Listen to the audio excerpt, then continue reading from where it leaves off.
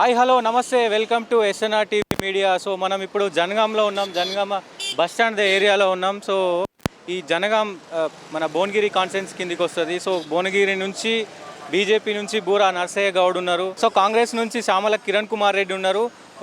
BRS నుంచి క్యామ మల్లేష్ యాదవ్ ఉన్నారు. So ఇక్కడ ఎవరు గెలుస్తారు, సో ఎంపీ సీట్ ఎవరు కైవసం చేసుకోబోతున్నారు, ఇక్కడ ప్రజలను అడిగి తెలుసుకునే ప్రయత్నం చేద్దాం. సో ఈ సీటు, ఈ భువనగిరికి సంబంధించిన సీటు చాలా కీలకంగా మారింది. సో ఇక్కడ కాంగ్రెస్ కంచుకోటగా ఇక్కడ ఈ సీట్ అయితే ఉందని చెప్పుకోవచ్చు. కానీ ఈ ఏదైతే నియోజకవర్గం ఉందో, సో ఈ ఎంపీ సీట్ ఏదైతే ఉందో ఇక్కడ బీసీలు ఎక్కువగా ఉన్న పరిస్థితి కనబడుతూ ఉంది. బీసీలు ఏమన్నా బీజేపీ ఎవరైతే బూరా నర్సయ్య గౌడ్ ఉన్నారో ఆయనకి ఏమన్నా ప్లస్ అయ్యే ఛాన్స్ ఉందా? సో ఇక్కడ ప్రజలను అడిగి తెలుసుకునే ప్రయత్నం చేద్దాం ఎవరు గెలవబోతున్నారు అనేది. సో అన్న నమస్తే. ఇప్పుడు ఎంపీ ఎలక్షన్స్ రాబోతున్నాయి. సో ప్రధానమంత్రి ఎవరైతే బాగుంటుంది అనుకుంటారు? ప్రధానమంత్రి మోడీ అయితేనే బాగుంటుంది. ఎందుకు మోడీ? కొంచెం పనులు అవుతున్నాయి కాబట్టి బాగుంటుంది అనిపిస్తుంది. దేశాన్ని అప్పులపాలు చేస్తున్నారని అంటారుగా? లేదు, అప్పులపాలు ఏం చేయట్లేదు. 15 లక్షలు గతంలో 15 లక్షలు ఇస్తా అని చెప్పిండు. ప్రతి భారతీయుడికి 15 లక్షలు నల్లధనం తెచ్చి మీకు ఇస్తా అని చెప్పిండు, నెరవేరలేదు. సో ఏం చెప్తారు? అందరూ అదే చెప్పుకుంటూ ఉంటారు, ఇస్తాం చెప్తామని. ఎవరు చేసే రాజకీయం వాళ్ళు చెప్తూనే ఉంటారు. సో మోడీ ఉండాలంటారు ఫైనల్గా. సో ఇక్కడ ఎవరు గెలిచే అవకాశం ఉంది? ఇక్కడ ప్రస్తుతానికి కాంగ్రెస్ వచ్చే పొజిషన్ ఉంది. శ్యామల కిరణ్ కుమార్ రెడ్డి వస్తాడు. కాంగ్రెస్ 5 నెలలు అవుతుంది వచ్చి. ఎట్లా ఉంది కాంగ్రెస్ పరిపాలన? ఏమి ఇప్పుడు కొత్త కదా, ఇంకా ఏం తెలియదు కదా మనకి. ఇప్పుడు మార్పు ఏమైనా కనబడుతుందా? ఏం బిల్కుల్ అయితే ఇప్పుడు వరకు ఏం మార్పు ఏం లేదు. ఓకే. రైతు బంధు ఇలాంటి ఏమన్నా? రైతు బంధు అంటే 5 ఎకరాల వరకు ఇస్తుండ్రు, మిగతా లేదు. ఎట్లా అంటే గతంలో కేసీఆర్ పరిపాలన ఎట్లుంది, ఇప్పుడు రేవంత్ రెడ్డి పరిపాలన ఎట్లా? ఇక అంతకంటే ఇప్పుడు కేసీఆర్ 100 ఎకరాల వాళ్ళకు రైతు బంధు ఇచ్చిండు.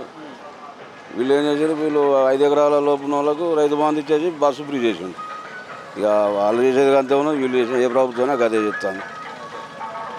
పబ్లిక్ను అప్పులపాలు చేసుడు తప్ప ఏం ఆదాయం ఏమి ఉండదు. ఎవరు చేసినా ఉచిత పథకాలే బెస్ట్. ఆ ఉచిత పథకాల వలన జనాలు కూడా సోమరిపోతులు అయిపోతాం, ఎవరు పని చేయట్లేదు. ఇక్కడ ఎమ్మెల్యేలు మంచిగా పనిచేస్తున్నారు. జనగాంలో ఇంతవరకు అయితే ఎమ్మెల్యే చక్కగా పనిచేసింది ఏం లేదు. డెవలప్మెంట్ ఏం లేదు. ఈ తెలంగాణ వచ్చినాక జిల్లా చేసారు కానీ జిల్లా చేసినా కూడా డెవలప్మెంట్ ఏం లేదు. ఇక చెప్పండి అమ్మా, ఎట్లుంది కాంగ్రెస్ ప్రభుత్వ పరిపాలన ఎట్లా ఉంది? ఎవరు ఎంపీ ఎలక్షన్స్, మోడీ అయితే బాగుంటుందా రాహుల్ గాంధీ? కాంగ్రెస్ ప్రభుత్వ పరిపాలన ఎట్లా? బస్సు ఫ్రీ పెట్టింది ఆడోళ్ళకి. సో చెప్పండి అమ్మా, ఎట్లుంది కాంగ్రెస్ ప్రభుత్వ పరిపాలన ఎట్లా ఉంది? బస్సు ఫ్రీ పెట్టింది మహిళలకి, బస్సు ఫ్రీ అన్నట్టు ఉన్నది కానీ ఇక అంతా ఏమంతా అది కనిపిస్తలేదు కాంగ్రెస్. మహిళలకు 2500 కూడా పడుతున్నాయి అని చెప్తున్నారు. ఇంతవరకు అయితే పడలేదు, మరి పడలేదు. 500 గ్యాస్ వచ్చిందా? గ్యాస్ కూడా ఏమో అంత మేమైతే ఇంతవరకు నింపియలేదు. చేసినామని చెప్తున్నారు కదా, మరి చేసిరేమో కానీ ఇంతవరకు అయితే మేము నింపియాలి అది గ్యాస్ వచ్చిన కానీ. ఇప్పుడు ప్రధానమంత్రి ఎవరైతే బాగుంటుంది, మోడీ అయితే బాగుంటుందా రాహుల్ గాంధీ అయితే? ఒకసారి ఇక మోడీ కూడా వస్తే కూడా బాగుంటుంది అని మాకు మరి అంత క్లారిటీ తెలియదు. మోడీ ఇప్పుడు 10 సంవత్సరాలు ఆల్రెడీ ఉన్నాడు. ఇప్పుడు రాహుల్ గాంధీ ఏమన్నా వచ్చే అవకాశం ఉందంట? ఏమో తెలియదు సార్. ఇక ఎట్లుంది ఇప్పుడు రేవంత్ రెడ్డి పరిపాలన? గతంలో కేసీఆర్ ఉండే 10 సంవత్సరాలు ఉన్నాడు. సో ఇప్పుడు రేవంత్ రెడ్డి వచ్చి 5 నెలలు అవుతుంది. ఏమన్నా మార్పు కనబడుతుందా? బాగుందా బాగాలేదా? బాగాలేదంటే ఇక ఫ్రీ బస్ కోసమే మాకు జర హెల్ప్ ఉంది అంతే. ఇక తర్వాత ఇక ముందు చేసేది తెలియదు మనకు. ఇక